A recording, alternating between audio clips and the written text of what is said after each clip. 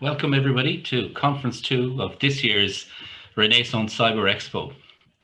Rits is again pleased to be involved for this, the fourth year of what has turned out to be a superb exposition, I suppose, really for Ireland and for the various organisations that are presenting at it. This first section is about Always On, which is really about current technology and the way it's constantly chatting and constantly connected. And our august speakers today, ranging from speakers from Sydney to Kent to Edinburgh to Cove, are going to talk to us about how the convergence of internet mobility, cloud and high-speed internet have actually helped to make COVID more manageable for most companies, and indeed how we can manage and control the various risks that come with that. At this point, I'd like to hand over to our first speaker, JP Cavanna from Unisys. Thank you, JP. Many thanks, Sean, and good morning, everyone. So, as you just heard, I'm JP Cavanna. I'm a Cybersecurity Industry Director at Unisys, and I'm delighted to be here this morning, actually, as part of this Always On session, and to kick off by talking about business resilience and defining a new approach to security. So in terms of industry challenge, once upon a time in this new emerging cyber land, we built cyber castles with moats to defend the crown jewels of our kingdoms, which were the assets and data. Our castles were to be impregnable and everything within them would be protected to the highest levels, from our most valuable data and applications, etc., right down to canteen menus. All our people worked within the castle walls, so you could access the data and the applications that they needed to do their jobs. And we automatically assumed that everything already inside the castle walls didn't pose a threat and was therefore cleared for access. We spent millions on new technologies, which would be the castle walls, and we wanted a silver bullet, a one-stop cybersecurity solution. The trouble is that, having bought the so-called silver bullet, we discovered it wasn't quite so silver after all. The walls were breached, so we moved on to the next technology, and that was breached, we moved on, and so on and so on. What we ended up with was a highly complex mesh of technologies, none of which were designed to integrate with each other, and were very difficult to complex to configure and maintain properly. This proved to be very expensive, and of course we know now largely ineffective, and we found that far from being impregnable, our perimeter defences were being breached regularly. Not only that, but once the attackers had breached the perimeter, of course they had access to everything inside our castle walls, and they could run amok with impunity, and they did, and of course they still do. So, challenges that are sort of driving us towards a new approach. Well, as we can see here on the slides on the top left, 100% of companies have a digital transformation strategy, according to Forrester's Opportunity Snapshot in 2018. Key drivers of digital transformation are profitability, customer satisfaction, and increased speed to market. So digital transformation is clearly not optional if businesses want to stay competitive and efficient. We can also see the acknowledgement of the requirement of adjustments to traditional perimeter security. However, a large percentage accept that all this will expand their attack surface, which clearly will need addressing. In the middle column, we see that financial motivation remains a key driver today, which isn't surprising given the huge rewards that are on offer. And we see that the average cost of a breach is now nearly $4 million, which I believe is up about 12% on the previous year. More worryingly, perhaps, is the very high number of businesses that don't have information security functions that meet their needs. Now, this could be a result of not understanding their own threat landscape and associated risks fully enough, or not knowing what technologies to invest in to provide best efficacy and ROI for the protection of their critical business drivers, or even not being able to secure sufficient budget to implement functions that meet their needs. Most likely, it's a combination of all three, but either way, it's a concerning statistic. And lastly, it's interesting to see the numbers associated there with accepting a different way forward with zero trust and microsegmentation. Again, these are high percentages in favour of the requirement, the approach and the benefits. So it's going to be interesting to see in future how these numbers change from being aspirational to actually being realised. We're also seeing ransomware attacks, one of the most common attack vectors at the moment, evolving from a single hit and run extortion exercise where machines are locked, victims are extorted, and then the attacker moves on, into multi-threaded attacks that see networks infiltrated often for a considerable period of time and capitalizing on this access in various ways. Good example of this, of course, is the Presales ransomware attack on New Year's Eve 2019, where the attackers had infiltrated the network 5 months previously and spent that time stealing valuable data, 5 gigabytes worth, that they would later use to blackmail Presales into paying the ransom. And just to add insult to injury, what these diversified ransomware attacks are doing then, after they've got the ransom money, is they'll then sell the network access that they've gained on the dark web for others to exploit. Excuse me. So in terms of the landscape, there are a few key areas that I'll pick that I think will be prominent in terms of visibility. Of course, there are many others that are in play in our environment. So this is by no means comprehensive or definitive. But what we can't escape is the inexorable move to the cloud for the myriad benefits that it provides to businesses, as well as the advantages that it can provide over competitors who are lagging in this space. This may well accelerate actually because of the pandemic this year and the requirement for more remote working, with more and more organizations realizing that they need to move to the cloud, but they still have significant concerns around the security implications that this will have for their business in terms of visibility, control, configuration of containers and Kubernetes, etc. Next, we've got the convergence of IT/OT technologies. Again, this brings many benefits to organizations, such as optimized business processes, improved information for better decision making, reduced costs, etc. The flip side, of course, is that this creates a whole new set of challenges as it expands attack surfaces, and the consequences of a breach could impact both security and safety, depending on the function of the OT system. On top of this, we've got the continuing proliferation of IoT with all its incumbent vulnerabilities, a result of the haste of manufacturers to get their devices to market and the associated lack of security by design. So we know from the annual Ponemon reports that on average a cyber attack occurs every 39 seconds. That's more than 2,200 attacks per day. As I've mentioned before, the average cost of a successful breach is 3.9 million. And the thing to note actually is that both successful attacks and the cost of breaches have been rising year on year. So whatever we're doing, it isn't working as well as it should be. For me, really worryingly, is this last number. It takes 279 days on average to detect and respond to a breach. It's a really sobering statistic when you consider the damage that can be done in that time. So if you look back to Presales, they were in there for 5 months. 279 days is roughly 9 months, and in 5 months, the attackers did a huge amount of damage to Presales by stealing this data. So you can imagine what can happen in 9 months. Basically means we need to be a lot more resilient to respond much more quickly and efficiently. So in terms of the challenge, well, the challenge has always been getting that balance right between increasing our security levels and reducing costs, because there are no such thing as unlimited budgets, of course. And these areas have gained a reputation for being mutually exclusive, but actually it is possible to reverse this if we just think a little bit differently. Now, most companies typically use a traditional subjective approach to measure cybersecurity, where they have an assessment undertaken, some recommendations are made, and the organization has no updates until the following year. And that's an expensive undertaking. This has been the status quo, but hasn't given the organization true lifetime insight into the financial risk of their current security posture and the impact of change. So, of course, the consequences of no change are that organizations aren't aware of their financial risk at any moment they choose, and the security budget ends up invested in non-optimal initiatives. Given that the security budget is hard won, getting good efficacy and ROI is absolutely critical here. And there's also a fair bit of research going on today around helping boards to understand and manage cyber risk. That's because there's a real challenge in many organizations between the C-suite and the board in terms of articulating and understanding cyber risk. Boards say that they don't know which questions to ask of the CISO and the C-suite, and what they get back they often don't understand.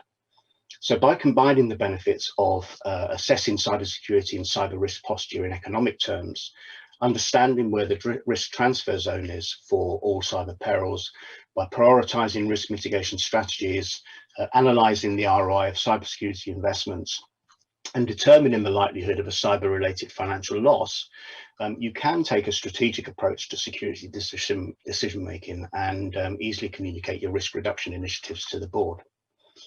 And in terms of technology, in the past, we had wired corporate-owned devices accessing enterprise applications.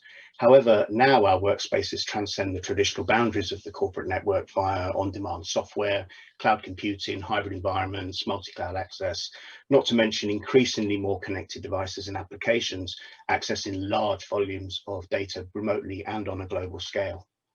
So as a result, businesses are faced with a nebulous perimeter, to say the least, and the death of the traditional perimeter for sure. So what are analysts saying? Well, there it is. There's the big word, zero trust. It's not new. We all know that. Forrester coined the phrase over 10 years ago. But in that time, it's been on and off the cyber radar. But events this year mean that it's firmly back on the security agenda today. So zero trust is basically the premise that nobody is trusted, no one is trusted by default from inside or outside the network, and verification is required from everyone trying to gain access to resources on the network. The building blocks of a zero trust model are software-defined perimeters, or SDPs, that dynamically create one-to-one network connections between the user and the resources they access. It's built on core pillars of identity centricity. It's designed around the user identity, not the IP address, which can be spoofed, of course. It leverages microsegmentation to apply the principle of least privilege to the network. And by using SDPs and this identity-based microsegmentation to create the zero trust environment, you give access to network resources on a least privileged basis, which increases IT's visibility into users, applications, and activity. Ideally, of course, rather than rip and replace your expensive infrastructure, you're going to deploy a technology agnostic software solution that gives you immediate visibility into your assets and how they connect across your network without adding management complexity or losing that all-important traffic visibility. And in this way, you can control risk with irrefutable trust. You can minimize your attack surface with a granular level of segmentation and isolation that makes it easier to protect your assets. You can ensure authorized access by establishing irrefutable identity for every user and device. And you'll further reduce your attack surface by encrypting data in motion and cloaking assets from unauthorized users. And this helps to protect assets and critical data access without impacting efficiency. The data transformation and an expanding network require that you evolve your security approach to one that can manage dynamic threats in a complex and changing technology landscape. So by adopting a zero trust approach, you can radically reduce your reliance on layers and layers of competing security tools. You can virtualize your perimeter security and network services to securely connect any user or device from any location, while simplifying the enforcement of security policies. You can also group and classify connections at the micro level to ensure authorized access every time. And finally, you can integrate critical legacy systems while maintaining optimal security standards. And all this together means you'll dramatically diminish the complexity of your security environment and the resources required to manage it. So you can have that increased security, reduce costs, and most importantly, the resilience that you need. So it just leaves me to thank you very much for taking the time to listen this morning. I hope I've given you some food for thought today, and I'll hand back to Sean. Great, JP. Thank you very much.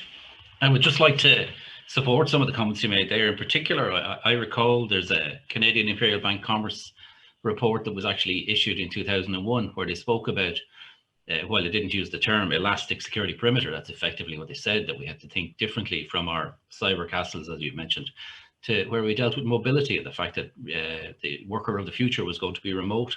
So superb there, JP. Thanks very much. Appreciate it. We're going to go now to Richard from Arcserve, another big name in the industry. Over to you, Richard. Thank you. Thank you very much. Let me just share my screen.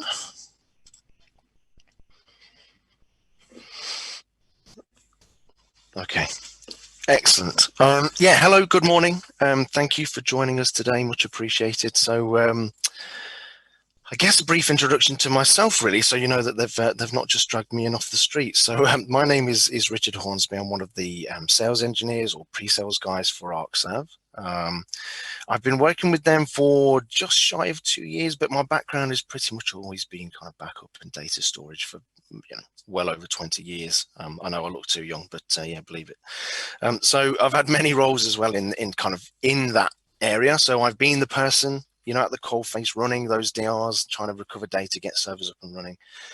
I've been in support on the end of the phone, speaking to people, trying to get themselves out of a sticky situation, all the way to consultancy at large financial institutions. And now finally, here I am at Vendorland. So talking about that vendor when it comes to Arcserve. So it's been around for quite some time. So we were actually founded in 1983.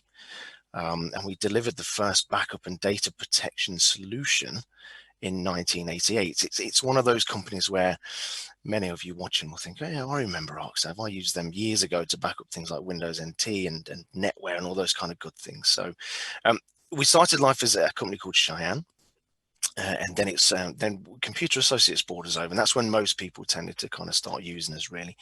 But it was 6 years ago that Arcserve became independent, which was it was a fantastic time to break away, really, because as we all know in IT, things change a lot and they change pretty quickly. So it was a good point for us to kind of just take a step back, have a good wide view of what was happening, and obviously, you know, things moving from a more physical world to a virtual, and then obviously cloud started to come into play as well. So we were able really to provide a solution that could work in all of those situations, and that's kind of why we've called it UDP, or Unified Data Protection. It's all about fitting into most environments and allowing you to secure the data.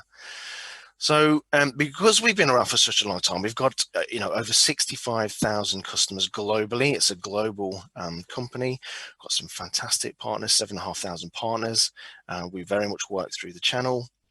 And our solution is there just to solve business continuity and data management problems. That's the main reason that we're alive. And we focus on several verticals. We're not just a one-trick pony.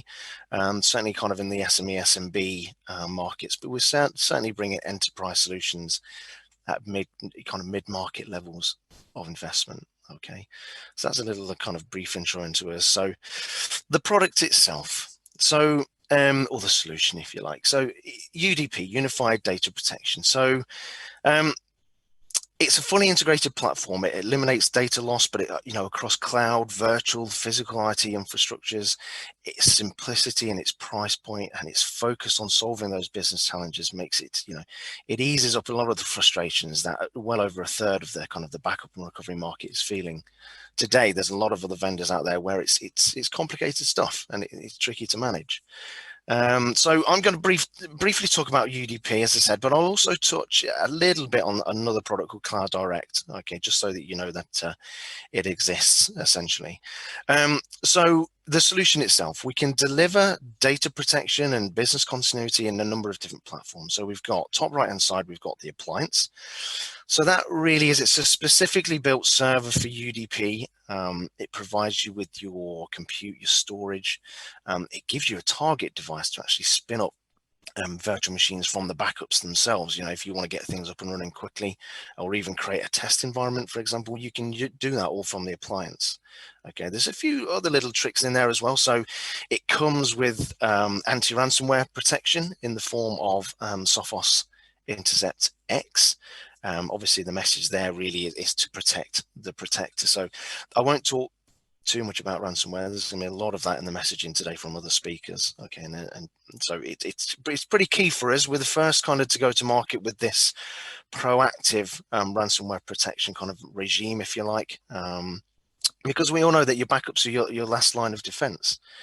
If something catastrophic happens on site, and not just ransomware, it can be physical disasters as well, power loss, flooding, fire, whatever it may be. Give yourself the very best possible chance at recovering from that situation.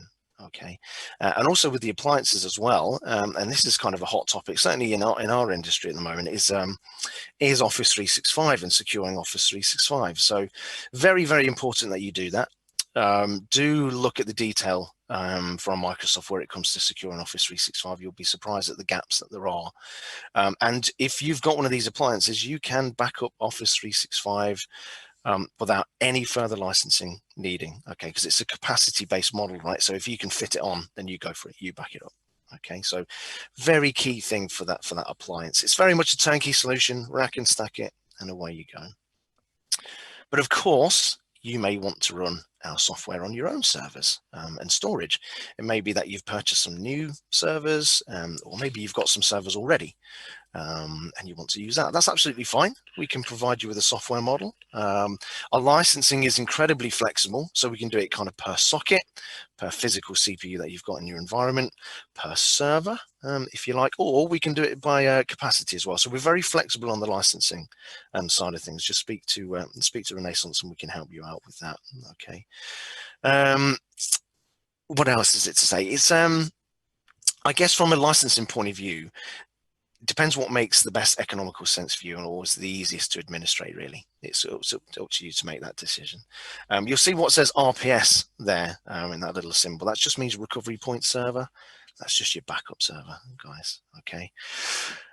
Some key points for the UDP software, which I'll briefly go over. So our backup method is infinite incremental. Okay, so once you've done your first full backup, you only have to do incremental backups thereafter. So we're moving away from the regime of doing full backups every Friday and the like. Okay, we also use global deduplication.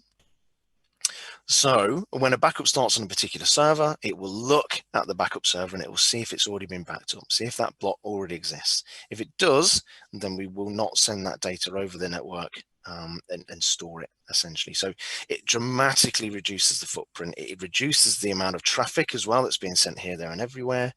And certainly the performance is critical compared to the likes of, some of our competitors like Veeam, for example. The cost of ownership is far less, and you can back up data more frequently, and you can keep it for longer. Okay, great for compliancy and kind of auditing tick boxes. Okay, there's another nice little feature called assured recovery, which essentially is automatic or automated DR testing. So most people watching probably part of a small IT team, right? And you've not got the time to dedicate a day to doing DR testing. So let us take that headache away from you. We do it as an automated approach. It will test the integrity of the data, and it will also tell you how quickly you can recover a server, whether it be a physical BMR or spinning up a virtual machine, even down to file level as well. So the good thing about that is it's giving you lots of feedback on the data that you have. Instead of just backing up and letting it collect dust, use the data, okay, get information from it. Another key feature for us is what we call cross-hypervisor recovery. So whether it be a physical machine, a virtual machine, if you're backing up on VMware, you can spin that data up in Hyper-V or even Nutanix AHV now. Okay, some of you may or may not have heard of Nutanix AHV, but that portability of data means that you can be reactive in any given situation. And also, you're not tied down to one individual vendor. No one really knows where they're going to be in 12 months. You might currently be a Hyper-V house, but you might suddenly transfer to VMware, and you can use our kind of system as a tool to perform those migrations for you. Okay, so that cross-hypervisor stuff is pretty key for us. Okay, and obviously I've already mentioned it, but the full kind of proactive ransomware protection. So you can get recoveries done from your appliance as well.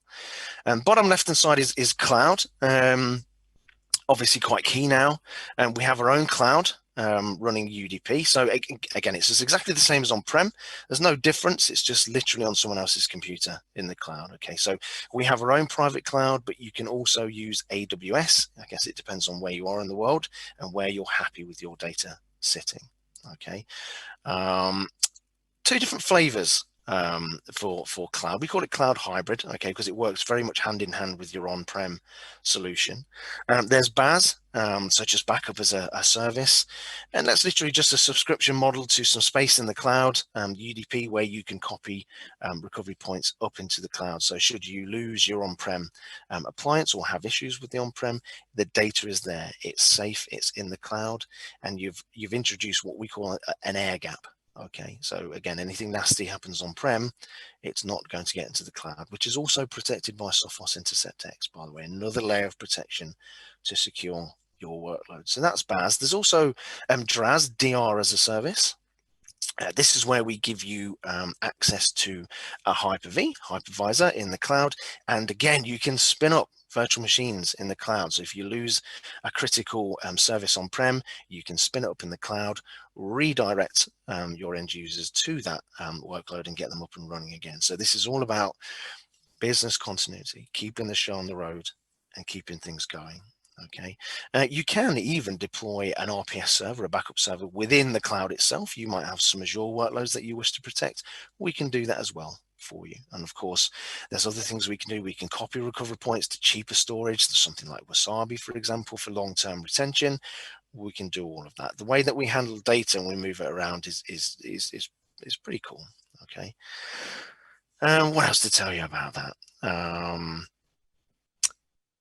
Yes, the data itself is, when we're talking about transferring data, it's encrypted in transit and it's encrypted in rest as well. Okay, quite key. So last but not least, let's talk about Cloud Direct. So this isn't UDP, it's a different software altogether. What this is there's no on-prem infrastructure needed. Okay, so it's just a very lightweight agent that is installed on a server or a laptop, for example, and it does exactly what it says on the tin. It just sends that data straight into cloud. It's ideal for small companies, again, people that don't want to invest in infrastructure on-prem, but it comes with the same kind of BAS and DRAS feel as well. So backup as a service, subscription model, system space in the cloud, and DRAS as well. So if you've got any critical servers that you want to have secured in the cloud as well, we can do that. Okay, so pretty much got everything covered from that standpoint. So just to summarize then, what Arcserve are looking to do is protect your data and systems. That's an obvious, okay, that's the backbone of what we do. But we can do that cloud, physical, and virtual environments. Okay, so very flexible. We can dramatically reduce what we call your RTO and RPO. So that's just recovery time objective, how long it takes you to recover something, and recovery point objective, how far you're willing to go back, how much data you're willing to lose. Okay, so I've seen that, you know, improve things on customer sites from taking days to back up to hours, and from hours down to minutes. And we do that with what I mentioned earlier, because we're infinite incremental and global deduplication, which is part of that shrink element that you see. We can back up more often. So you know, we've got some customers that are backing up every 15 minutes, which is a great story. You know, if you get a particular problem and you say to your managers, we can get this back and up and running, and we're only going to lose 15 minutes worth of data, I think that's a pretty strong message for any IT department. Okay, the validate section, that's all about the assured recovery piece that I mentioned, the automated DR testing.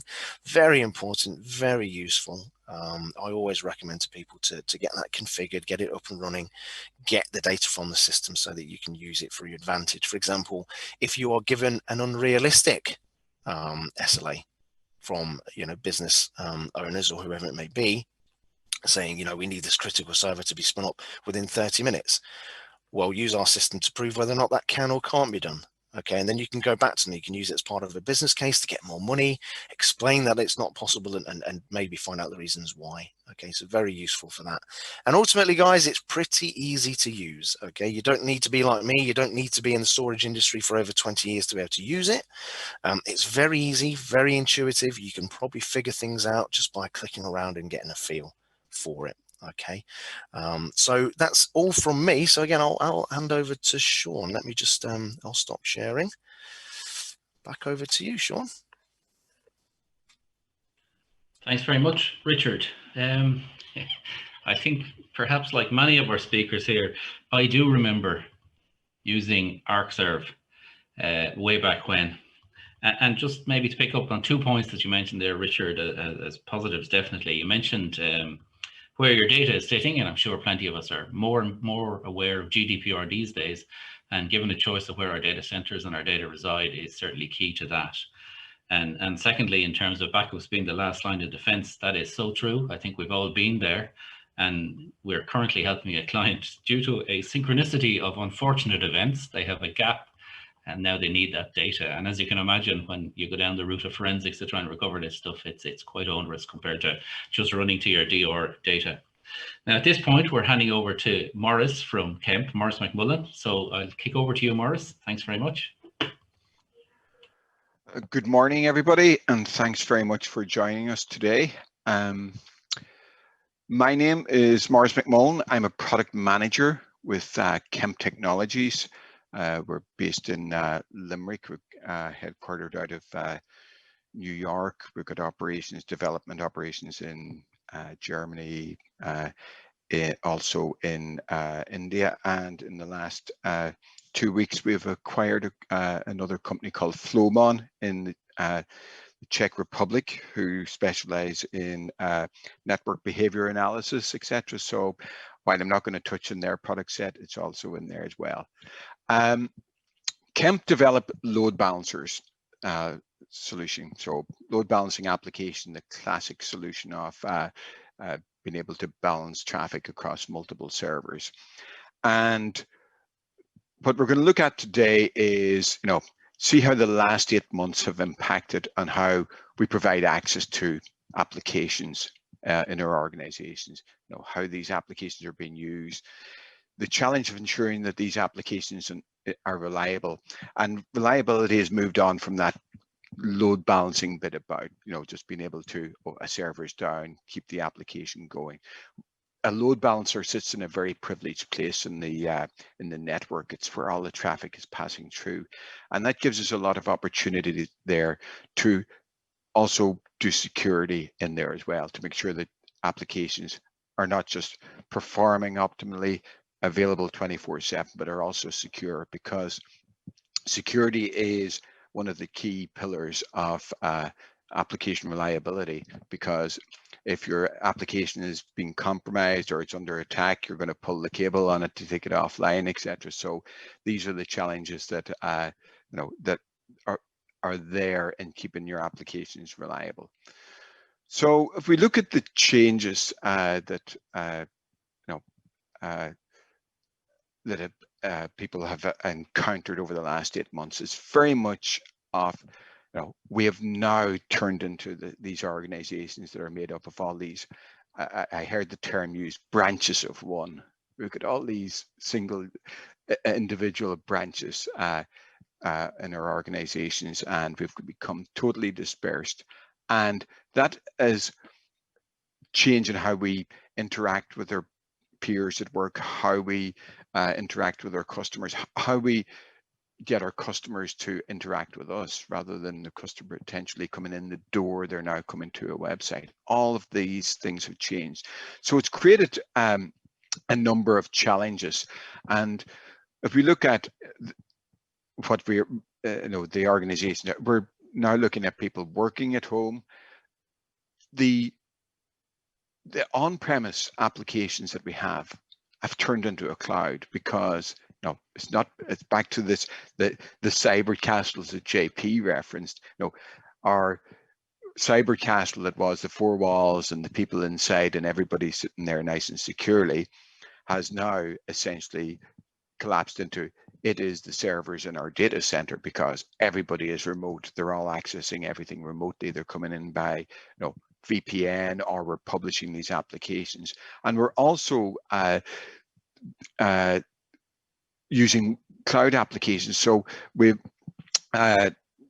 things like Office 365 have been there for quite a while, but organizations, as they've seen their requirements change, have moved applications to the cloud. They're running some things in the cloud.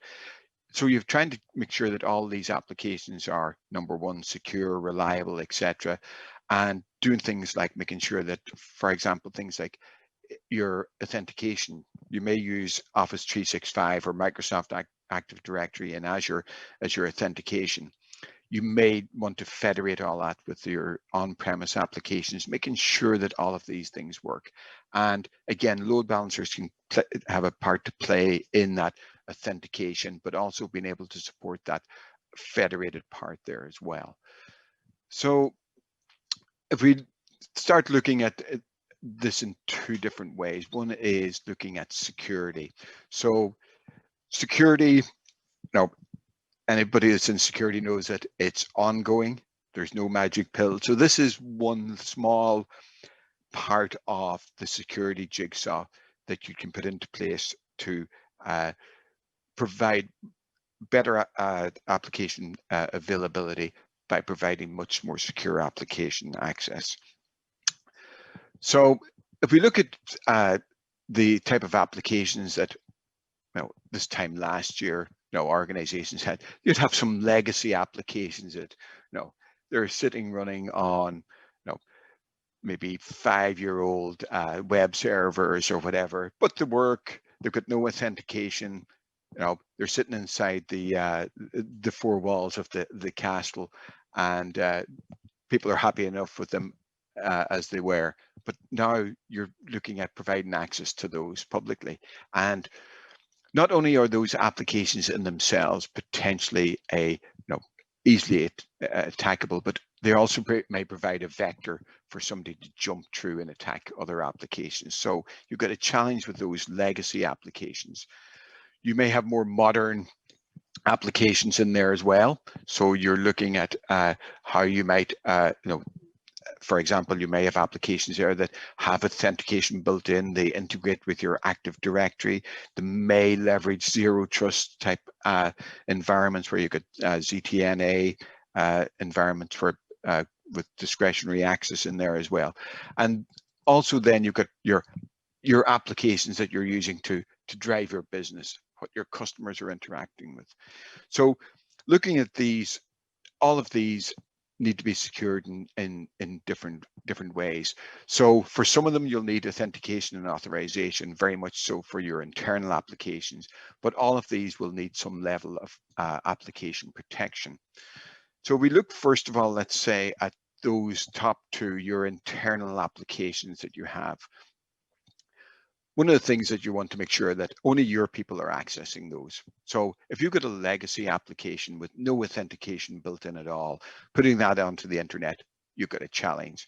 So putting a load balancer in front of that not only gives you that application uptime part that load balancers traditionally do, it also provides that choke point to allow you to authenticate access to that. So even if the application has no concept of what a user is, you can layer authentication in front of that. And again, you can see a login screen, totally customizable, using tokens. Again, total flexibility there to plug into the greater security environment. So if you've got an Active Directory in there, or maybe you're using some sort of radius type of environment, LDAP, all of these tools, we can integrate with that to allow you to layer that authentication and also the authorization part in there as well. So that, for example, if I am coming in from a company laptop from home, I get a bit more access than somebody that's coming from wherever, okay, on their own personal laptop. So it allows you to do that granular control. And again, all that plugs in to those greater security tool sets that you may have around authentication, strong authentication there with let's say secure ID tokens or whatever. So that allows you to take those legacy applications, publish them as web applications straight out, and let your people get in securely. There is, however, that challenge of application security in itself. All applications have bugs. And these bugs lead to vulnerabilities. So obviously, if you're buying an off-the-shelf piece of software and deploying it, it's more battle hardened than something that an intern wrote for you 4 years ago. Okay, but still there's vulnerabilities in all of those applications, whether it's inherently in the application or how it may have been deployed in your environment. And this is where a web application firewall comes in. And within Kemp, we offer, as part of the load balancing solution, a web application firewall. And what a web application firewall is it's a firewall that understands web protocol, HTTP protocol, and can identify within the protocol exploits that people are doing. So for example, there's a list of well-known attacks known as the OWASP top 10. And these are things like SQL injection, things like that, that are, the script kiddie can literally spin this up, point it at your website and start attacking it. So it provides that sort of protection against those well-known attacks. But also one of the big things that we have there is we provide daily rule updates, very much similar to what you do with a virus scanner. And these rule updates are provided, and they are tracking all what are called CVE entries. So within the security community, there's exploits are constantly being discovered, and these rules give you protection against them, so that you don't have to if your vendor hasn't provided a patch for your application against an exploit, then you still have the protection, because these daily rule updates are giving you that protection. And again, against your legacy applications, which are never going to get patched, it's giving you protection. So a web application firewall is that sort of safety blanket. It's not the panacea, it's part of an overall solution, but it provides a way of protecting those applications from emerging threats and well-known threats. So that's how Kemp approach security and add value for in terms of securing applications. The other part is just to look now at application resilience and the old traditional load balancer type thing. So Kemp load balancers, again, available as physical appliances for all the major hypervisors. We're in all the major clouds, can be deployed as HA pairs, etc. And the idea with the load balancer is, if a server dies, you can continue to provide service, because the load balancer will detect that the server's down, or even not quite that the server's down. Maybe it's just not providing an optimum response. So it can be taken out of service gracefully and service still provided. And this is quite important in these times where you may not have somebody inside your four walls to go and press the button to reboot a server, or to physically, how do I escalate, rather than I used to just run over to the IT guy's desk or whatever it may be. How do I do that now? So the tool sets are required to actually automatically detect and react and do that remediation, that automated response to an outage. So the load balancer can detect that, and again, when the server comes back up, it can make sure that it's behaving and bring it back into service. The bigger extension of that in terms of application resilience is looking at a multi-data center environment. Now, that multi-data center could be something on-premise and cloud, or it could be running something in AWS and in Azure, and load balancing traffic across that using essentially a technology called GSLB, Global Server Load Balancing. Now this, without getting too technical, is essentially a smart DNS type environment where, again, if an individual server goes down in a data center, you can react to that, and essentially it allows you to adjust the capacity of each data center dynamically if you're in an active, or it could be that you deploy in an active passive type environment where you're doing disaster recovery, and the load balancing, the GSLB, will automatically detect the primary site has gone offline.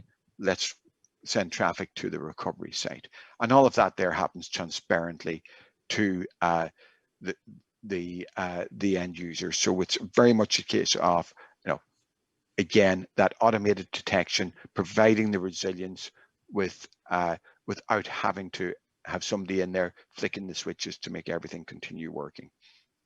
And so essentially, from a Kemp point of view, what we're bringing here is a way of providing a layer of security, an additional layer of security that integrates with all your, whether it's your intrusion detection environments, your SIEM environments, zero trust, whatever it may be, integrates with all of that environment to provide an additional layer to those applications, and providing that protection as well by ensuring that if there's an application outage for whatever reason, that we can gracefully accept that something has gone down and continue to provide service to the customers. So thank you all very much for that. I'll now hand back to Sean. Thanks very much, Maurice. I think Maurice's presentation has hidden in it the actual complexity that we have in our IT systems these days, and anything to my mind that makes it easy to try and manage that when we move into these peculiar environments we face in this brave new world is a good thing. The other point I'd make, and I'm sure many of you have this as well, is that when you mentioned a 5-year-old web server as if it was old, I can say we have plenty of clients who consider that quite young. At this point, having heard from some well-established and long-time players, the likes of Unisys comes to mind, and Arcserve. I think Roger's presentation, Roger Carvosso from Firstwave, is actually going to talk, apart from the enterprise solutions, a little bit more about what might be available for some of our smaller companies. So at this point, I'll hand over to you, Roger, and hopefully I have that right. You have. Thank you, Sean. I hope you can hear me okay. Yes, indeed. You're coming in strong from Sydney. Thank you. And good morning to everybody. Thank you, session. Yeah, so as Sean said, I'm Roger Cavanna. I'm the Product Strategy Director at Firstwave Cloud Technology based in Australia. So our company may be new to many of you. It's basically a technology provider in a platform which provides security services orchestration, particularly for service providers to provide services to their business customers. So I'll be talking in that context. In the title of my presentation today is Democratising Enterprise-Grade Cybersecurity-as-a-Service. So I'll unpack that a little bit more. So when I say democratizing, what do we mean, or what am I saying? I mean, this is really the mission of our company, Firstwave. And what does it mean in this always-on IT computing world we're talking about? I think there's two contexts I want to mention democratizing. The first is that we believe all businesses of any size should have equal and inalienable rights to access and use the best enterprise-grade cybersecurity-as-a-service solutions anywhere, anytime, and anyhow. So it's that always-on thing to protect their business, IT assets, people, and information. So that's one aspect. The other aspect of democratization is at the service provider side. And this is where we think service providers themselves should have a means to deliver these enterprise-grade cybersecurity-as-a-service offerings to any business customer. So there's really two sides to this democratization coin. The bottom line is this is about bringing enterprise-grade cybersecurity-as-a-service to any size or type of business in this always-on computing world. Now, let's talk about a problem at the moment that we face, or rather the businesses, and particularly SMBs, are facing.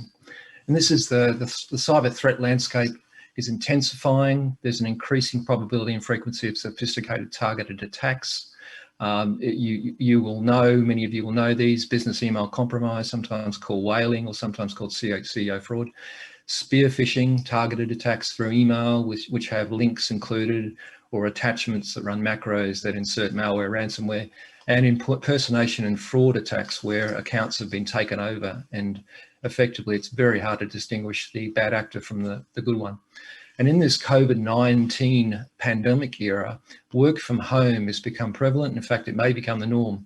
And this just increases the attack surface and the opportunities for attackers, and so increases the cyber risk for business. So cyber criminals are exploiting the pandemic as cover for better disguised phishing campaigns and spear phishing impersonation attacks. When you talk about the Irish context, many SMBs in Ireland are actually smaller end, they're less than 50 employees. And when we think about these businesses, they have very limited defensive assets and capabilities, and they proportionately actually are more vulnerable and face greater risk to their ongoing business continuity, if not viability, from cyber attacks than do enterprises with hundreds or even thousands of employees. So I think that's a very important point to make. If we turn now and think about another aspect in the market, which is the cybersecurity vendor landscape, and of course we've got a number of colleagues here presenting today and throughout this show, but the major problem here is for SMBs, first of all, how to choose, deploy, and manage the cybersecurity products and technologies that will effectively protect them from cyber attack and business risk. The landscape is, in one word, it's a proliferation. There are literally 3,000 at last count, more than 3,000 security vendors worldwide, and new startups are entering the market every week. There are enough challenges for larger enterprises, let alone SMB security buyers and users. Given the number of product categories, the dynamics of the product markets, and the convergence of many product categories through mergers and acquisitions. Now, many vendors are actually positioning themselves and developing niche products in mid-size enterprise and large enterprise market segments, but they really give secondary consideration to SME. Also, many of the enterprise targeted cybersecurity products, because they're highly functional, cost more than SMB can possibly bear or spend from their tight budgets and constrained cash flow. So furthermore, SMB access to expertise is lacking to select, integrate, operate, and manage enterprise-grade vendor products and solutions. So the ambition of best of breed vendor products might be good, but managing multiple vendors well today is difficult, if not impossible, for most SMBs. So bottom line, SMBs face a massive disadvantage and an uphill task to get access to the right security products for themselves. So if we now talk about the problem of this silos and complexity, this concept, these two things, these really lead to gaps in SMB security against clever and persistent adversaries. Now, why is that?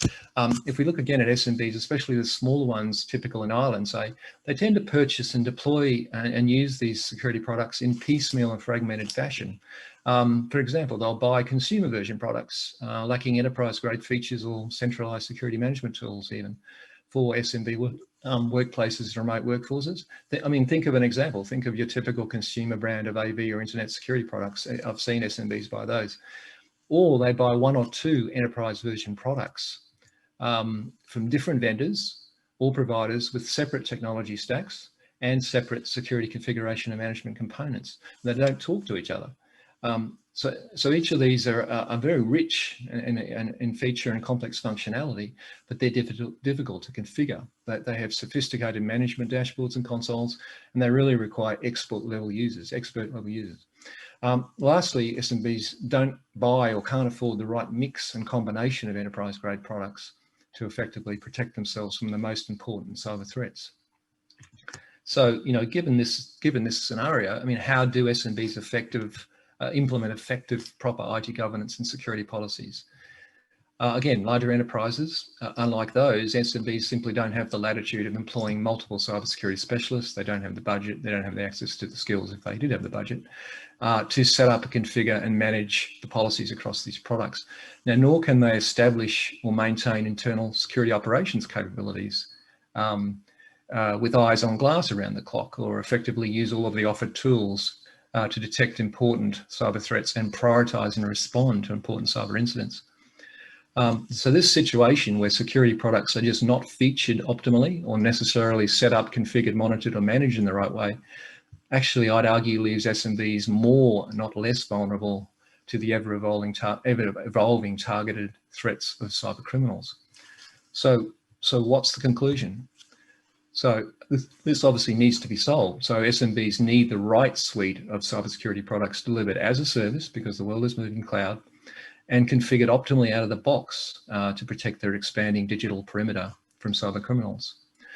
So where they can afford to, SMBs of course will turn to IT service providers, managed security service providers, MSSPs.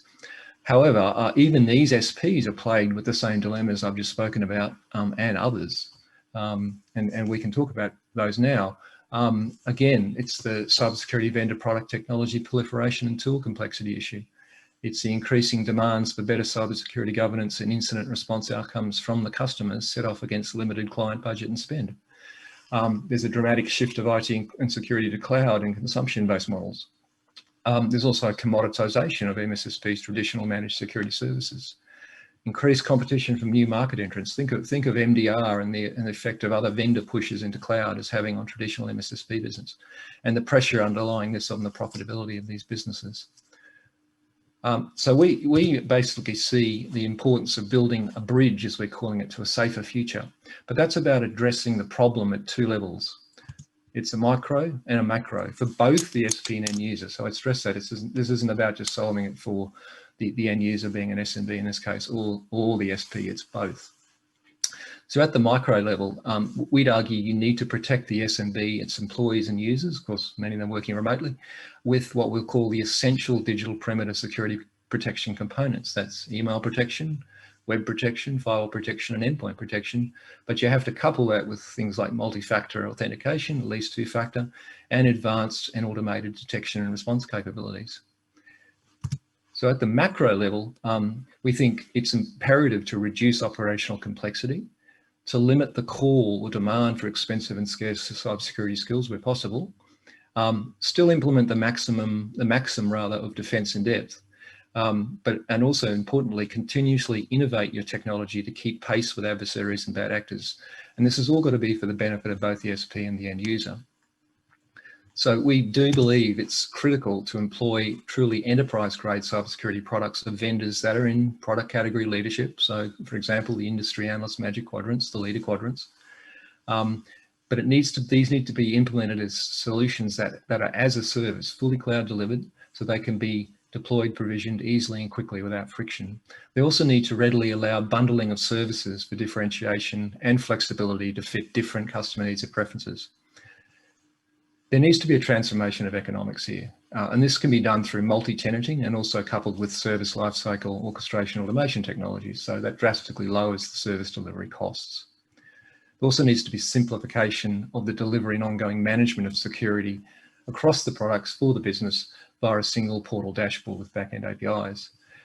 And last but not least, there needs to be attendance to good old governance, risk compliance, GRC, so concerns around that. So attending to data privacy, data localization, and data and intellectual property protection. So given this is achievable and done, what's the realized outcome? Well, the realized outcome is you create for the SMBs an essential digital perimeter security wrap, which is email, web, firewall, and endpoint. We call it for short EWFE. Again, for any SMB. It's using technology from leading global security vendors, including the likes of all the names we know, Cisco, Palo Alto Networks, Fortinet, Trend Micro, and more. It's SaaS-based, it's cloud delivered, and it's consumption-based pricing per user, and it's a simplified integrated security management portal.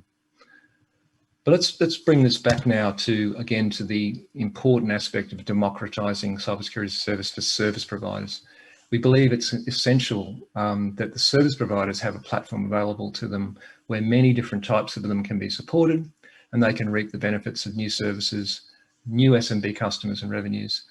And this platform needs to meet some fundamental requirements.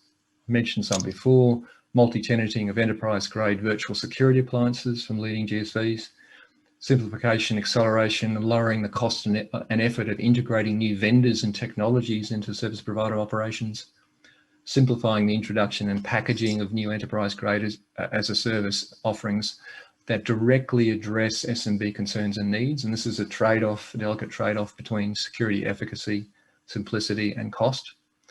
They need to be intrinsically designed, that is, the platforms need to be intrinsically designed from the ground up for SPs. So it's the multi-tenanting, it's the N-tier hierarchy where they can deliver through a chain of resellers to a customer and manage those. It's having a roles-based access control security management portal for different players. It needs to natively support service catalog and offer packages out of the box with SP branding possible. It needs to underpin simplified ordering, fulfillment, billing, and reporting processes. And last but not least, it needs to deliver an integrated and automated threat detection and response capability with threat intelligence feeds and a threat dashboard as part of the base level, entry level security service, which is ready for SPs to take to SMBs. So we believe there is a platform-based approach. Firstwave is all about that, to bridge the gap between today and tomorrow and solve many of these problems and challenges facing SPs and their customer SMBs in this evolving cybersecurity as a service market. So the ultimate outcome: deliver higher revenues for SPs, deliver lower costs, and a better customer experience and loyalty. I think it's bottom line of all this, and I'll finish up, is that by democratizing enterprise-grade cybersecurity as a service at the SP and end user levels, we get these things: happier customers, healthier business, and a better island. And so I'll leave it on that very, very happy note. Thank you very much, Sean. Back to you. Thanks very much, Roger. I like the final slide, I have to say. Yeah, I'd like to pick up on one of the points you made there, really, which was the idea that you know, organizations have many technologies deployed and perhaps are not managed as well as they should. Certainly, we've seen over the years organizations that have a complacency because they put in X type of technology and they're expecting it to do all the work for them. And then when an incident happens and we go look at the logs, they actually were told, they just didn't look at the logs to see it. So that is something that does happen. So there is a complacency associated with buying the technology, deploying it without fully understanding that it needs to be managed.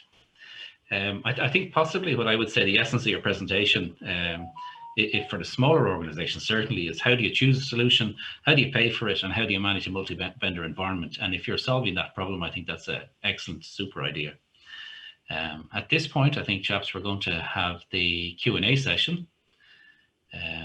So I think if we haven't any questions coming in from the audience at the moment, do we? Let me just have a quick look here. Okay, first question. Oh, sorry, I'm after shutting down that window. Just give me a moment. Yes. I'll throw it out to the panel. Which companies are susceptible to increased attack surfaces with more employees working from home? So who would like to take that one? Do you want me to go back over the question? Which companies are susceptible to increased attack surfaces with more employees working from home? Any takers? I think JP there maybe is trying to answer, but he seems to be on mute or not connected. Are you coming in there, JP? Give me a wave. Oh. Yeah, I personally, just while we're waiting for JP to come in, are you there, JP? Sorry, yeah, can you hear me now? Oh, good man, yeah, you're back. Sorry, I'm having audio issues. Sorry about that. Yeah, so I'd say no problem. My flippant comment was all of them at the beginning, but I think I do agree. I think particularly this year with this massive increase in remote working, I think those companies that are probably vulnerable are those that have used VPNs, for example, to massively scale their remote connection capabilities. So typically VPNs, and most organizations would cater for maybe 15 to 20% of their workforce working remotely, and that's fine. In terms of bandwidth and capability, there's no issue there with using VPNs.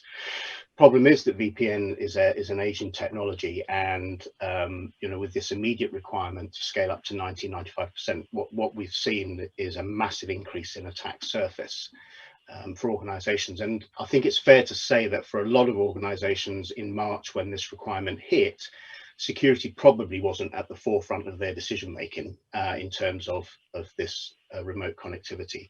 The first thing obviously is get people working so that the business can stay on its feet. So really, I think what organizations have to do if they're using VPNs is to look at the environment that they've created since and assess the security risks associated with that environment. And what I mean by that is that with an increase of 15% to 90% plus, it's a light bulb to a moth for attackers.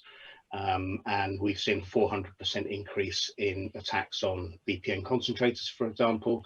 And the problem, of course, with VPNs is that they act a little bit like those castle walls that I mentioned at the beginning.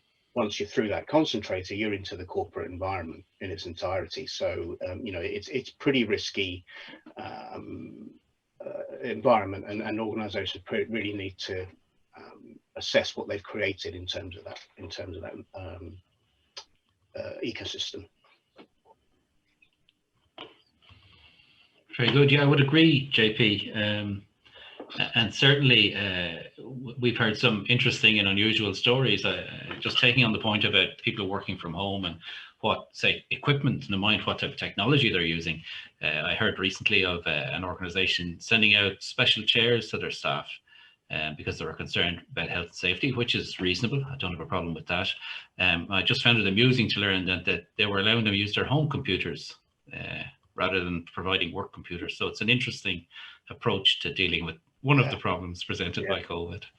I think on a non-technical level as well, Sean, the really important element is that organizations make sure that they create the right culture, because as you said, if people are using their own home computers, they'll be using their own home routers, which of course is a weak point. But actually, given that over 90% of successful cyber attacks are enabled by us, the humans, if you create the right or the wrong culture, then people will become more stressed at home, you know, the blurring between work and life, work and home boundaries, that sort of thing. And if they become stressed, they become less vigilant and they're going to be more susceptible. So again, with the 400% increase in attacks on VPN concentrators, there's been a similar increase in phishing attacks on people at home because they are just a better target. So again, if you create the wrong culture and stress your workforce out, they're going to be less vigilant and more likely to click on a dodgy email. So true, and I'd say it's borne out by our own testing when we do testing for our clients that in the right circumstance, you can really get anybody to click on an attachment or to click on maybe an embedded bitmap that looks like text. And trying to educate staff is very, very difficult about this type of risk. And the fact that it's so exploitable because now we've hardened our perimeters, we have got the firewalls, we have got the load balancers, we've got the VPNs. It's making the staff the target so that they're the back channel effectively into our networks. Yeah. Let me just see what other questions we have coming in here. Here's one I think we should probably fire at Richard. Why is it important to back up properly and be able to recover data quickly? Oh, well, great question. I guess well, we mentioned before, wasn't it? It's your last line of defense. Okay, so backing up quickly gives you a better chance at losing less data. So nowadays, data is key to everything, and not just from a customer point of view, but also if you're a business owner, you've got staff standing around doing nothing. That's money out the window. That's just cash fluttering away. Okay, so from that point of view, the more often that you can back up, the better. Even from, you know, some of the standards ISO 27001 or Cyber Essentials, when they talk about backup, they're incredibly vague about it. All, for example, ISO 27001 will state is, please make sure that you're doing backups as often as you can. But it's that often as you can, which is the bit that's open to interpretation. So I would say if you can deploy a system that is going to allow you to back up more often, more frequently, to give you a better chance at losing less data. It doesn't matter what the cause is, whether it be a physical failure, ransomware attack, you know, accidental deletion from an end user, whatever it may be. If you can back up that data more often, lose less data, you will keep your business going for longer. Any downtime, I can't remember, I think it was JP mentioned, you know, 279 days of someone being in your environment, particularly when it comes to Office 365, right? It's quite a weak point. A lot of the weakest links here are the humans, the end users, you know, just clicking on an email or whatever it is. They'll be within your system and they'll be socially engineering people, financial directors, whatever it may be. If you can back things up to prove that at this point in time, this is where you were, you know, that is also a good auditing statement. Okay, so I guess quite a high level view of it, but for me, protecting your business's data is absolutely key. So yes, fast backup. It's certainly kind of our disk to disk solution, you know, fast disk, getting it backed up, and recovery is also quick. Making sure you can, it's all about just keeping the show on the road, guys, you know, making sure that you can serve the customers, making sure your stuff's working. So hopefully that's answered that. It was a bit lengthy. It is a pretty broad question. Yeah. It's a good question and well handled, Richard. Thank you. Now I have another one here, which is also complicated, and I suspect we might throw this one at Maurice, or sorry, to Unisys. Sorry, JP. In the global context of an enterprise that has multiple jurisdictions, are there any GDPR issues for European-based companies when it comes to managing trust, biometrics, etc.? Perhaps that's not your area. Might not even be this forum. Better areas, to be honest with you. Well, I'll say, does anybody want to try and take that one, or will we just move to the next one? I'll give you a micro-segmentation spin if you want, but I think if there's somebody else that's better qualified, we do have a question there. What are the benefits of micro-segmentation? Oh, right. Yes. I mean, actually, I was talking about attempting to answer that last question using micro-segmentation. But if I talk about it more generally, maybe we can draw the parallels, and some clever people can join the dots up. I mean, so micro-segmentation. So the biggest problem that we've got at the moment, Sean, across SMB and enterprise level as well is the way that our networks have evolved over the last 30, 40 years and our environments. So originally, as I said, we bought technologies as the solution, and then when that didn't work, we plugged another one on, we plugged another one on, and we've got this Franken monster of an infrastructure that is just lots of stuff that is the result of a reactive approach to security. So, you know, if in the banking world, if a bank gets hit with a particular attack, the other banks will say, are we susceptible to that? Yes, we are. Right, go and buy a technology to solve it. Whereas actually, you know, the ideal way to do it is to build the security in from the very beginning so that it can scale as the organization and the threats and everything else grows. So what happened, for example, with a big shipping and logistical company in 2017 that had its entire global network brought to its knees in 47 minutes by NotPetya, resulted in two things. Number one, which we've already discussed today, is the human element. So somebody opened an infected email attachment that contained the virus. Number two was the ability for this malware to spread globally across the network unhindered. Now, the benefit of microsegmentation is that in that scenario, you build a microsegment that has defined perimeters, and that could be based on a job function, for example. So if you work in HR, you only need access to your HR documents, files, and information. You don't need access to the financial stuff. You don't need access to the technical stuff. So you create a microsegment for those people. So even when the attack gets in, because 100% impregnability is delusional, that attack can only ever spread to the boundaries of that particular microsegment. Now, on top of that, other benefits of encrypted and identity-based microsegmentation are that, number one, if an attacker gets into a microsegment, the encryption will cloak the rest of the network. So they can't, I think it was, might have been Roger, I can't remember, forgive me, but talking about, you know, an attacker being in the network and being able to snoop around, actually, I think it was Richard. They can't do that because they can't see anything. You can't attack what you can't see. So that's another benefit of the encrypted microsegmentation. And then, of course, if it's identity-based, we're moving much more towards that zero trust, where you have to be authenticated and authorized in order to have access to that asset and nothing else. You don't get, it's not like a VPN where once you're through the wall, you've got access to whatever you want to go. You just have access to what you need to do. So the microsegmentation can help to reduce that east-west proliferation, which means that you can mitigate the effects of the attack, which of course gives you a bit more resilience. And it's a much better story to tell regulators when they're looking at potentially finding you that actually you did what you could to prevent the effects of an attack, because we know that you can't stop the attack completely. Now, if you can tie that into the GDPR question, fabulous. I think it's probably the wrong forum for the GDPR question. Mind you, I do think what you mentioned there means that your actual area of damage is limited because you've segmented properly, and then Richard and his guys can roll in and use Arcserve to solve the rest of it.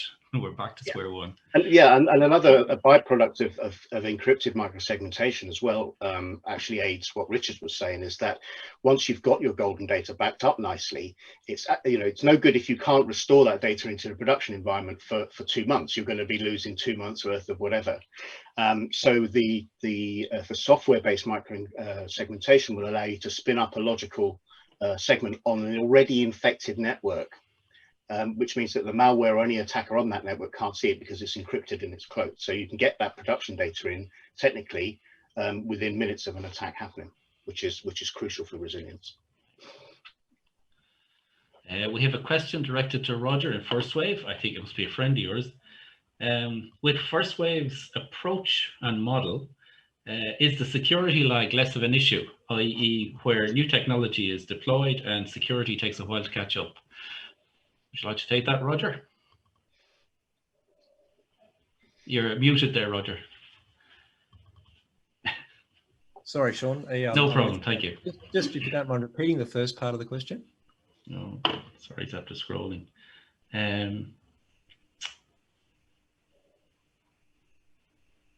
Sorry, just 1 second.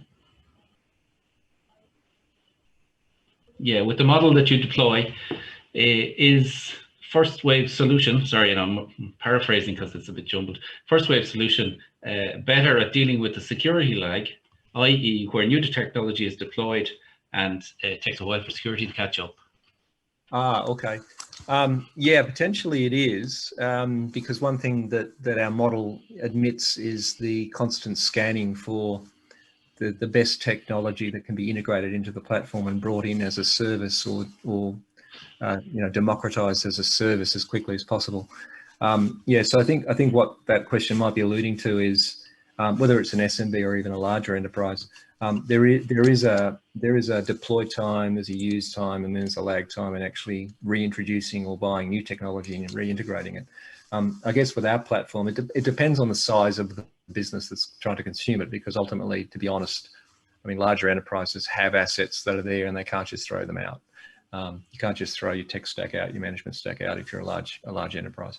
But if you're a smaller, maybe even bottom of mid-size, you probably have got the opportunity to say, okay, I'm not totally wedded with a very, pardon me, my lights have just gone out here, apologies. Yeah, I'm black and late in Sydney, I take it. Very late. So basically, the sort of syndrome of complexity of physical technology, not just if it's not virtualized or it's not cloud based, that's got inertia. But in our model, it's easy to shift out a particular technology, enable it as a service, and shift another one in. So I think that may be what they're getting at. I think it's an ongoing problem, really, not just in the information security industry, but even in the consumer space, where you roll something out new from one of the big players, and suddenly they have to fix something as a result of it, an unintended consequence, I suppose. There's another question here, which I'll invite you to answer, Maurice, as on the next man on the board. How can boards contribute to their company's cyber resilience? I think that one of the education part for the board, having sat on board of directors in a previous life, it was amazing that like cybersecurity was never brought up as an issue. So there would be all sorts of other, let's say financial type things, HR type things, but that cyber attack is the thing that can actually kill a business, and it was never at top of the agenda. Now, it isn't that our boards of directors need to have in-depth knowledge of how IP packets can be fit across a network, cloaked, etc., or anything like that.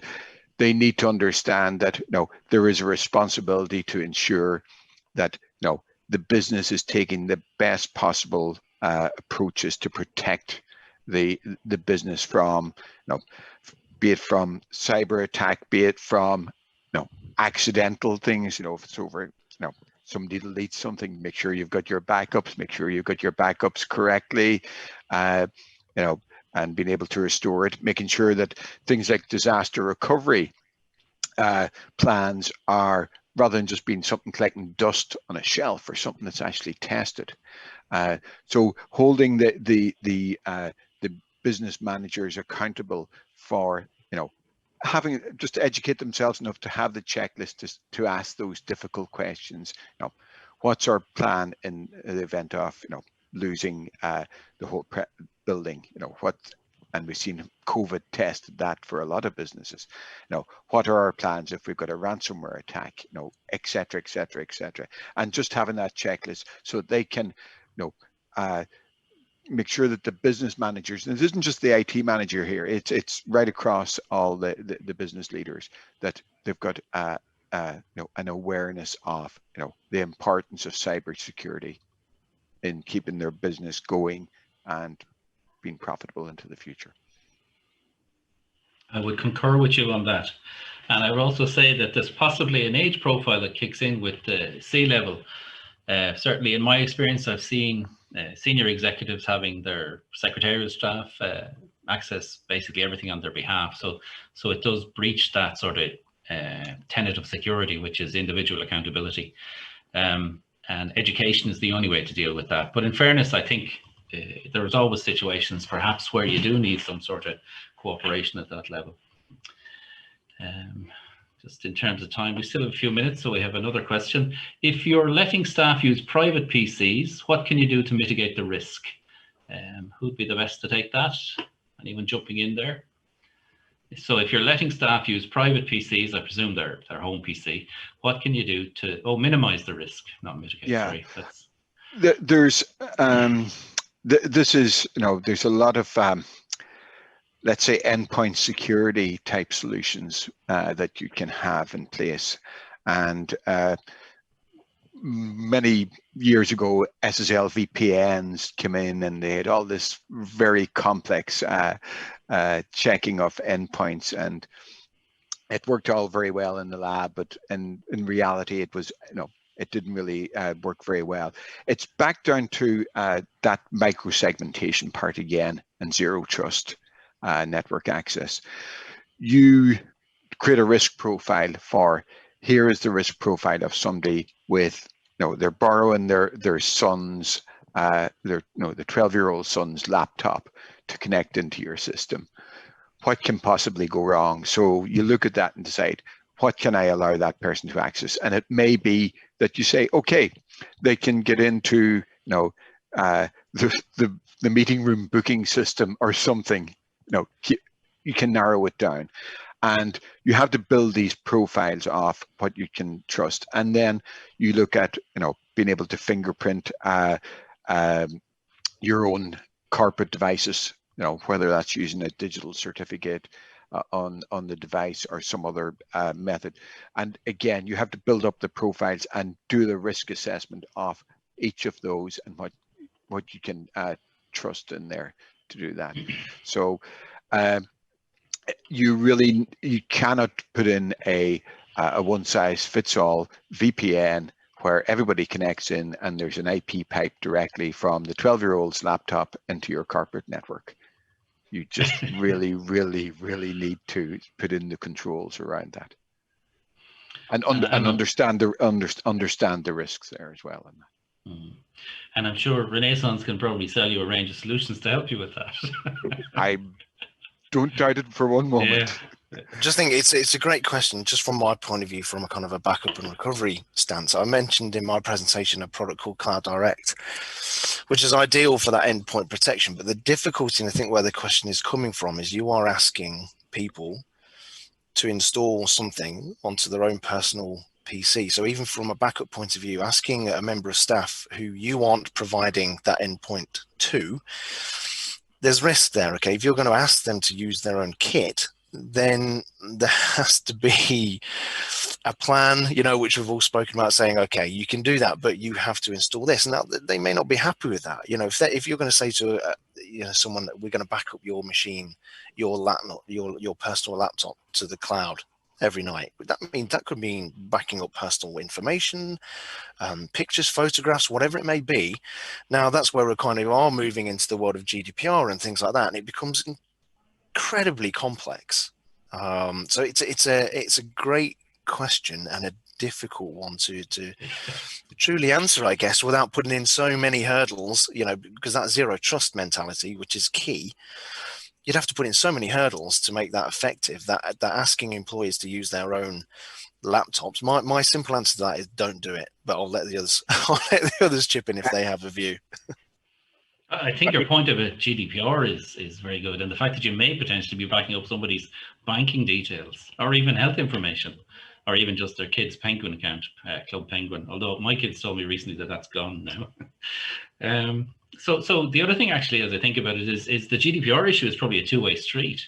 You're putting information from your organization onto a PC that's not actually controlled by your organization. So I think perhaps for the viewer that has sent in that question, that there's a lot to be digesting there, and maybe the size of your organization might decide what the best approach is. I certainly think for smaller organizations, there's probably a little bit more leeway if you did end up in a legal fight. But for bigger organizations, I doubt that there'd be any excuses allowed. Well, one of the challenges is in the home working environment, you could have somebody working in the home office and their partner is sitting beside them working as well. And the information leakage that you can have between two people, and may not be, connected businesses, but there is a GDPR question there as well. That I go away and I leave my screen open. There, am I going to? My partner comes over and can look at, oh, there's somebody's medical record or somebody's insurance record or whatever. There's it's difficult. It's difficult. I suspect this is probably coming from or aimed at the smaller the market. I can't imagine any enterprise organization actually advocating that course of action. I mean, we saw in March that you couldn't buy PCs or laptops for love nor money. They were sold out. Organizations were hoovering them up from Dell and Lenovo and whoever else, simply because you as a global enterprise, for example, you simply cannot have people working from their own personal laptops for all of the reasons that we've heard today. And also the other thing is, of course, because they're on their own home networks, you may have other compromised machines already on that network that are nothing to do with your corporate environment, but they will quite happily and easily infect that environment if they're all on the same network. And again, this goes back to why you need to harden router passwords. Everybody gets their new mega super fast fiber broadband thing or whatever. The first thing they think is get me online and see how fast I can download something, rather than actually there's a default password on here that which has already been reversed. I mean, most of them certainly here have been reversed. Yeah. So I think I mean, I haven't said anything up to this point specifically, but at Unisys we have got a microsegmentation zero trust product called Stealth that actually will allow you to, with one small agent on the user's laptop, will allow you to create a very secure connection between you and the applications you need in the corporate environment. And again, because it's encrypted and it's microsegmentation, nobody else can see that. And you've got a hyper secure tunnel with our own crypto chassis that we've developed 14 years ago. Never been beaten yet, by the way. We've had a few capture the flags and very good. Yeah, I mean, sort of a slightly funny story, but at RSA this year, the last big event I think that everybody managed to get to in San Francisco, we had an 8-hour capture the flag for a stealth encrypted laptop, and the closest anyone got was one hacker in the room inadvertently hacking the laptop of another hacker, thinking that he got the prize. So yeah, $10,000 was up for grabs. That went to somewhere in the industry, women in IT, I think, something like that. But so yes, if you can put that connection in, then that goes a long way to mitigating that risk. But as a policy, if just like Richard said, just don't. Yeah. I think that seems to be the general gist of what we've had there in the last few minutes, that it is a tricky business, and certainly with GDPR running both ways, and now with the big fines associated with the updated version, it's definitely something that should be avoided.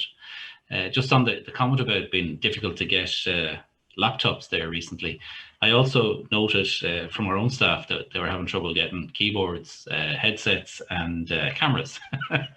So interesting that suddenly Amazon is running out of things. All right, we have 3 minutes left. I'll choose between, well, one question. Okay, do we want to take a really complicated question, or do we want an easy one? Let's do the complicated one for the fun of it and see who might take this. Is there a greater risk to IIoT, which is Industrial Internet of Things, with the new way of working, and how can it be controlled, particularly with legacy systems? Okay, so I think possibly Firstwave, or was it Kemp had the WAF? Yes, Maurice. Yeah, well, you might be a good guy for that.